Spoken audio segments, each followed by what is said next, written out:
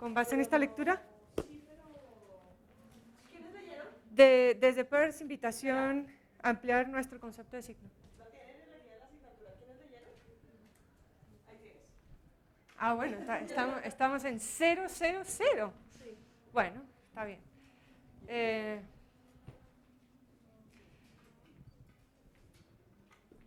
Bueno, 0 no tampoco. ¿Algo del signo entonces vieron el semestre pasado? ¿Se acuerdan la tríada de la vaca? Sí. ¿Qué es la tríada de la vaca? ¿Qué es la vaca? Por eso les pregunté así. ¿Cómo es la vaca? Entonces el concepto de vaca es... Acá se puede escribir, ¿no? ¿Sí? Sí, sí. ¿Necesitas? Acá tengo. Pero no, ¿qué es lo de la vaca? La tríada de la vaca, que es que el objeto del mundo es la vaca. Sí, es la vaca. Ajá. Digamos la seguridad es puede ser el concepto de vaca o el canal de vaca. Y la tercera es el imagen mental que tenemos de vaca. Eso fue un poco lo que alcanzaron A ver. a ver la vez pasada, porque Blas tiene una anécdota con la vaca. Entonces, enteramente para hablar de la vaca, para que dependiera cuando uno hace la terceridad, pues se asusta con el sonido de la vaca si no la tiene bien, digamos, La representación. bien la representación, que fue lo que le pasó a Blas. Que pues conoció a la vaca del cuento. Ah, sí, sí. Los que les pasan a los niños de la... Cuando van al campo, sí, los niños de la ciudad. Entonces oyó la vaca y casi no lo agarran. O creen que es un perro muy grande o algo así. Monstruo, exacto. Entonces eso fue la como Ah, bueno. Ya que estamos con eso, puedo pasar. No, con relajación total. Vea, a mí me gusta hacer unos ejercicios para como capturar estas ideas que trabajamos, que tienen que ver con el signo, que son complejitas. Son complejitas, no porque sean difíciles, sino porque exigen un cierto nivel de concentración, de estar ahí atento y tratando de seguir el hilo. Les voy a pasar hablando de la vaca, que entonces no conocía la vaca y se asustó, un par de cosas, para que vayan mirando, o sea, después vamos a hacer el ejercicio, vayan mirando y como pensando qué puede ser. Este es relativamente fácil. Creo que este sí lo conoce todo el mundo. Pero hasta hace un tiempo, esto era un objeto más o menos que solo conocían las abuelitas. ¿Ustedes saben esto qué es? Las abuelitas y ciertas abuelitas. Pues no, claramente estamos en el grupo etario de abuelita, a ver. ¿Sí? Pareciera. Está grandísimo esto. ¿No saben? Bueno, esa es la idea. Esa era la idea.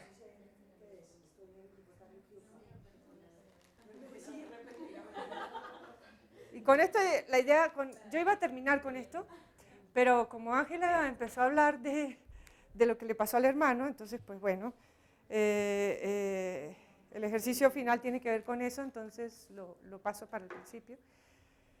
Y ahora vamos viendo.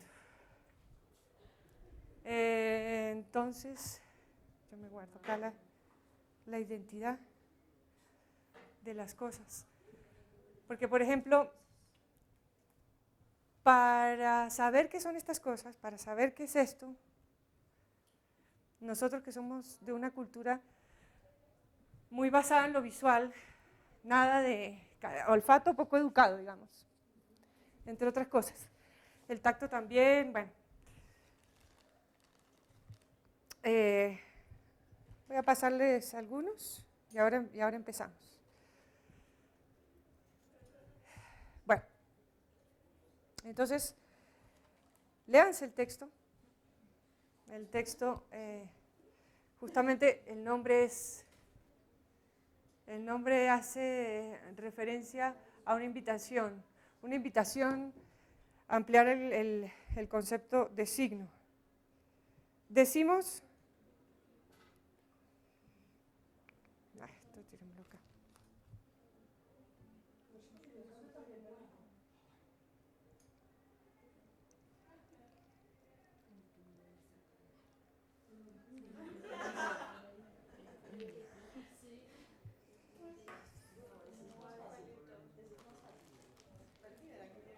Sí, hay unos fáciles. Este no lo pude echar, entonces lo eché en el algodón. Bueno, entonces,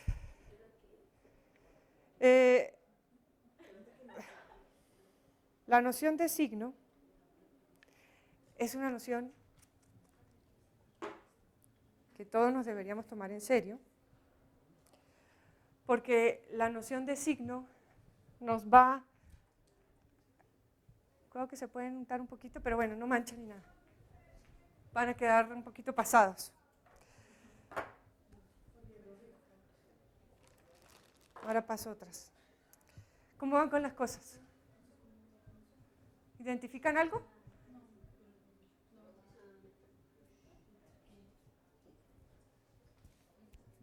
¿Con las cosas nada, nada? Bueno. Identifico un paco, no puedo decir nada.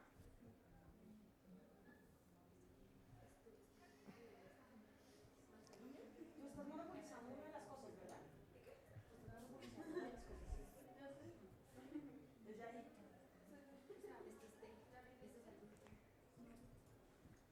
Bueno. Huele a Holz. Eso. Eso es una representación que está... ¿Cómo es tu nombre? Michelle. Vos dijiste que lo del Holz, ¿no? Eso es... Está haciendo una representación de la cosa que tiene enfrente, digamos, lo llamémoslo cosa. Es una cuestión, por ser una cosa física, algo físico, un olor. Está haciendo una representación icónica. No sé si ustedes se acuerdan de las funciones del signo, como empecé atrás. Ah, bueno. Solo la vaca. Bueno. Pero les dije que se leyeran la teoría del signo de Peirce. ¿Alcanzaron? Sí, acá les tengo este que está más completo. Ese está más completo. Pero tienen unos pacientes con demencia semántica que sí revisaron la clase pasada, que no pueden hacer eso. Hacer una representación.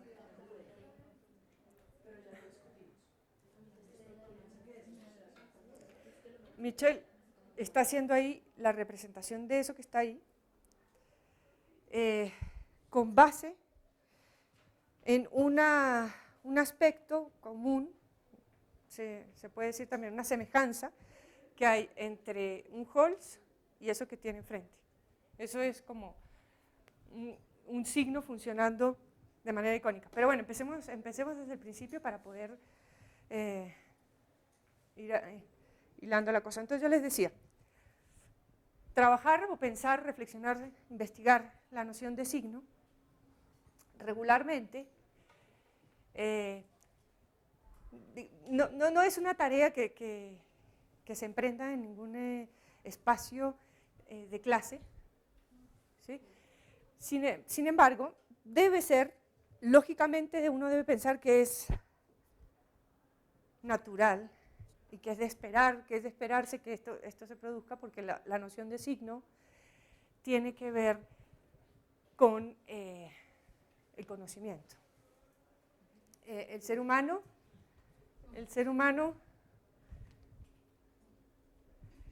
conoce aquello que se representa, y la representación, decimos, ocurre o es el producto, es el efecto, el resultado de un proceso de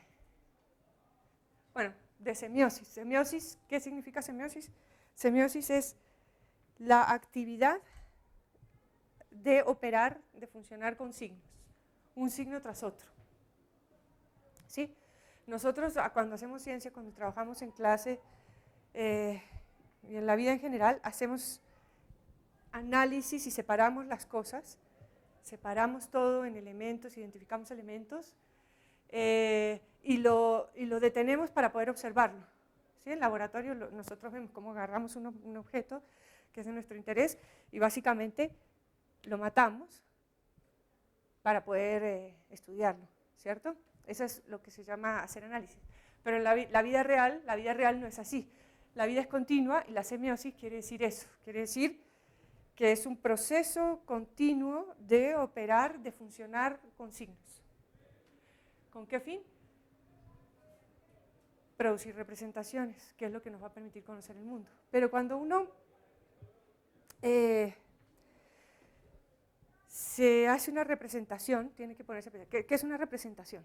Una cuestión normal es decir, una representación es un modelo mental, si uno pregunta qué es una idea, una representación, es un modelo mental de una cosa, de un objeto, de una realidad.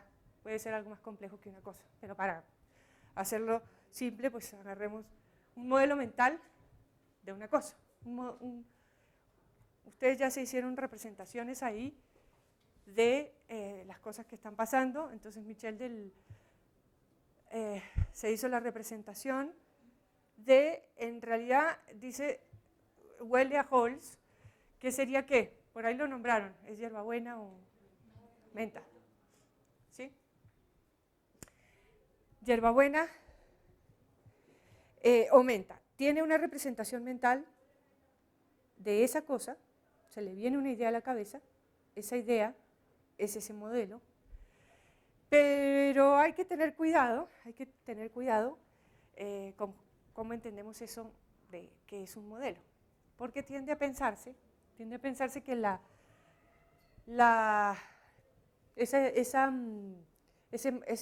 ese modelo, esa representación, reemplaza a la cosa. ¿Sí? Vamos a tener muy en cuenta que con los signos no se trata de reemplazar. Hay una tendencia común a confundirlo, pero es así. Si estuviéramos entendiendo que ese modelo, que esa representación reemplaza a la cosa, estaríamos asumiendo que la mente es algo así como un espacio, una caja, un receptáculo que lleno de cosas. ¿Sí? Y la mente, siguiendo con esta idea de la semiosis del continuo, del proceso continuo, es una actividad. La mente debe concebirse como una actividad. ¿Sí? Ese cambio primero que hay que hacer para poder entender la teoría del signo que presenta Peirce, que es el padre de la semiótica, o sea, de la ciencia de los signos. Ustedes deben haber escuchado hablar de la semiología, ¿cierto? O en lingüística, de Saussure, o en el colegio.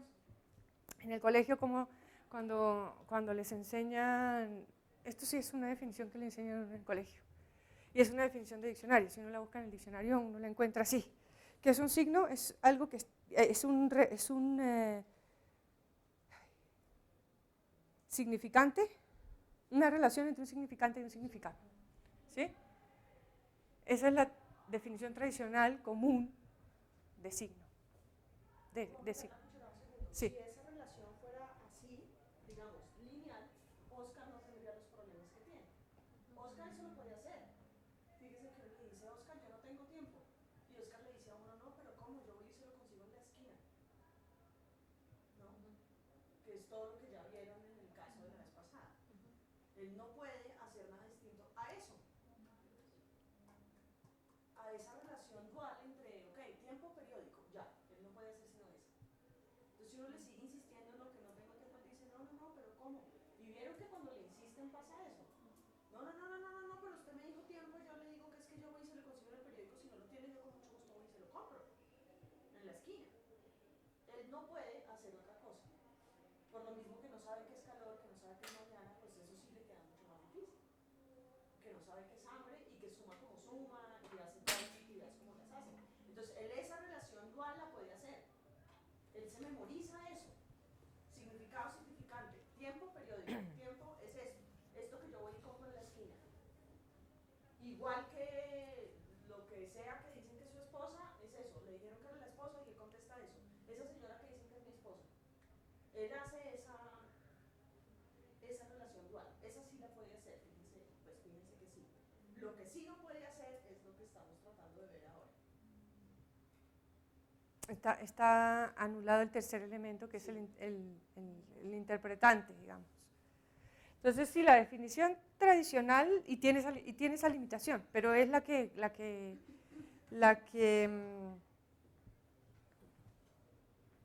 reina, la que nos gobierna todavía. Pasa mucho que cuando uno habla de esto, la gente dice, no, pero para mí es obvio que que eso no es así, que eso no funciona así de simple, digamos, o así de que hace falta algo más.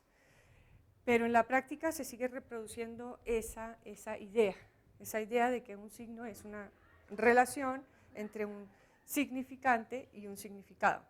Es decir, algo como un diccionario, una palabra y una definición, ¿cierto?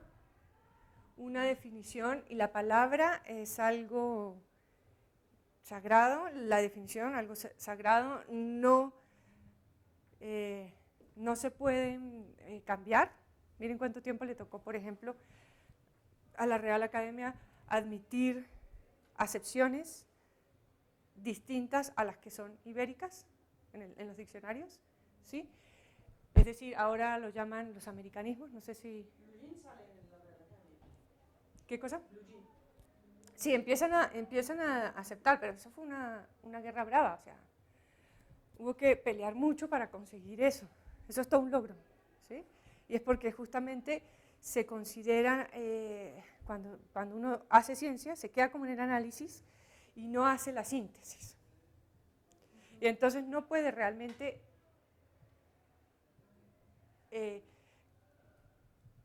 no alcanza a comprender la realidad. Alcanza a explicar unas cosas, pero no todo, ¿sí? Ustedes lo que están tratando de hacer con el paciente, si lo hacen con una definición tradicional, bueno, empiezan a notar... ¿Qué es la dificultad para explicar, digamos, pues la razón por la cual no hay semántica con ese caso? Porque uno puede decirles, miren, sí, semántica es el contenido del lenguaje, la definición, tal, pero hasta que uno no ve qué pasa cuando está dañada, no se da cuenta de la complejidad de eso. Fíjense todo lo que vieron, mañana, día, cuando es de noche, ¿no? De noche no sé cuándo es de noche. Es cuando eso se pone del color ese que usted me dijo, negro, y luego vuelve y se pone así como con eso que usted me dijo que se llama sol. Es eso, él puede hacer perfectamente aprenderse definiciones como hacen ustedes a veces en morfofisiología, que se aprenden Claro, por eso digo, es sagrado y no lo mueve nadie, no lo puede mover nadie. Y háganle a la memoria, no, profe, es que tú me dijiste que, y no, pues sí, pero no pasa nada, podemos ser flexibles, ¿sí? Podemos pensar un poco, reflexionar que las cosas cambian.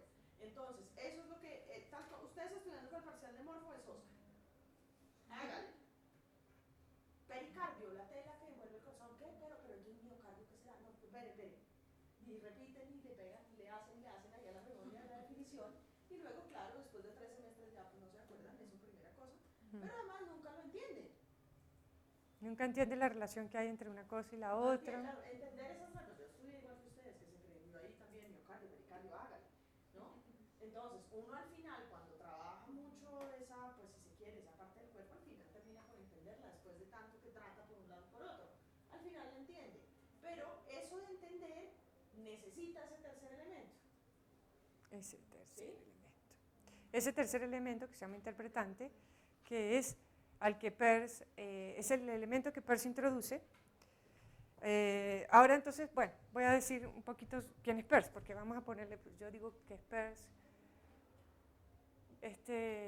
saquémoslo todo de una vez, ahí. Charles Sanders Peirce, bueno, un pensador del siglo XIX, norteamericano del siglo XIX, nació en 1839, murió en 1914 y estuvo produciendo hasta el último aliento. Y yo le digo pensador porque es una cuestión abarcadora, es un señor que trabajó en muchos campos, que tenía conocimiento y experiencia en muchos campos, que proyectó una filosofía, un sistema filosófico con base o fundamentándose en una cantidad de conocimientos científicos muy diversos. Es un pensador universal, como pocos. En el siglo XIX hubo varios, y cada vez hay menos, porque justamente, en consistencia con todo lo que hemos dicho, esa tendencia a separar, a especializarse, a aislar, ha llevado a que en nuestras disciplinas cada uno esté en su cosa y se considere especialista en una cosa y no entienda de nada más, ¿sí? En la antigüedad, en los filósofos de la antigüedad, Aristóteles, Platón. Ellos tenían también conocimiento de muchas cosas, matemáticas, astronomía, química, física, ¿no? En el siglo XIX hubo varios pensadores así que se consideran universales, entre ellos Peirce. Escribió, dejó escritas más de 80.000 páginas, ¿sí? Más de 80.000 páginas. Imagínense lo que puede ser eso.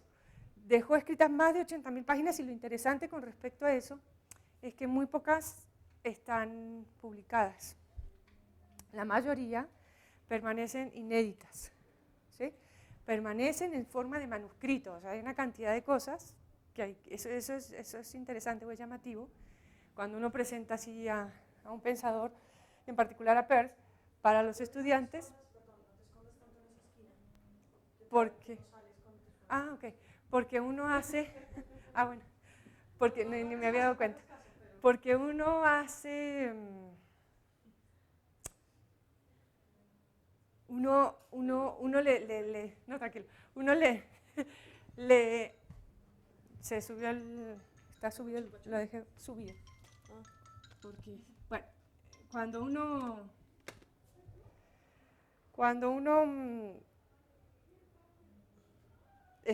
habla con estudiantes, les cuenta esto, porque ¿qué es lo importante? Pues justamente hay una cantidad de cosas por investigar en Peirce que no han sido abarcadas por nadie. Hay una cantidad de escritos que no han sido vistos por nadie, ¿sí? Los manuscritos originales están en la Universidad de Harvard. En una época, pues solo estaban allá, después hicieron unos microfilms de esos manuscritos y en algunos puntos muy específicos del mundo había esos microfilms de los manuscritos originales de Peirce para que la gente que estuviera interesada lo trabajara. Ahora, con el desarrollo de la tecnología, ya están en PDF los manuscritos. Entonces ya no hay que ir a Harvard. A algunos les tocó ir a Harvard, algunos cuando empezaron a estudiar Peirce les tocaba ir a Harvard a trabajar con los manuscritos directamente. Después estaban en algunos puntos los microfilms. Uno de ellos, por ejemplo, en América del Sur y Central solamente había acceso a esos microfilms acá en Colombia. Entonces venían pues no es que venga mucho, porque pues no hay mucha gente que investigue sobre eso, pero si querían, tenían que venir acá a Bogotá, a lo que se llama el acervo peirciano, que queda en la Universidad Nacional de Colombia. Ahí hay una máquina donde uno despliega los microfilms y puede ver los manuscritos y busca cosas que nadie ha visto, y eso es mágico. A mí me parece mágico, a mí me parece maravilloso, porque entonces uno como que sabe que ahí hay un montón de cosas para descubrir, ¿no? Ahora, bueno, sí, venían de distintas partes de América, pero de Colombia muchísimo. De Colombia sí, venían muchísimo al acervo. Ahora ya está en PDF, entonces cada uno la puede tener en su casa, el que quiera, y lo trabaja. Cada vez es más fácil, ¿sí? Cada vez es más fácil trabajarlo. Entonces,